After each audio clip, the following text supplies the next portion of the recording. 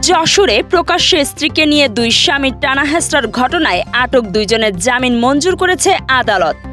বুধবার senior judicial magistrate Shantanu Kumar Mondal জামিন আবেদনের শুনানি শেষে তাদেরকে জামিন প্রদান করেন।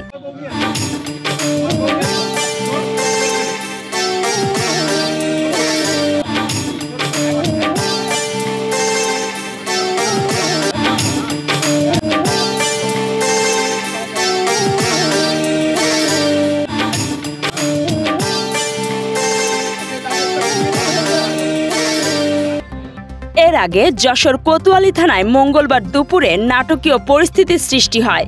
জানা যায়, ফরিদপুরের কানাইপুরের বাসিন্দা বিকাশ অধিকারীর সঙ্গে স্ত্রী সীমার ৩৬ বছরের সংসার এবং এক ছেলে ও এক মেয়ে রয়েছে। কিন্তু সীমা সম্প্রতি ফরিদপুর সদরের পলাশকুণ্ডুর সঙ্গে সম্পর্ক গড়ে তুলে ভারতে গিয়ে বিয়ে করেন। মঙ্গলবার যশোরের থানায় উপস্থিত অবস্থায় সীমার দুই স্বামী বিকাশ অধিকারী ও পলাশকুণ্ডুর মধ্যে হাতাহাতি থেকে মারামারির ঘটনা ঘটে। পরে পুলিশ বিকাশ ও পলাশকে ১৫১ ধারায় আটক দেখিয়ে আদালতে সোপর্দ করে। বিচারক তাদেরকে কারাগারে পাঠানোর আদেশ দেন। বুধবার পুলিশ তদন্ত প্রতিবেদন দাখিলের পর বিচারক ওই দুইজনের জামিন মঞ্জুর করেন।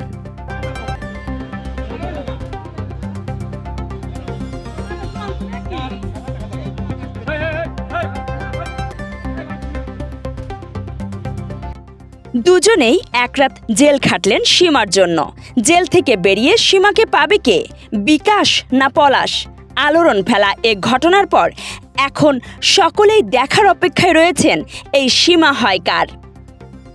কাজী সাইমা, রাত-দিন নিউজ।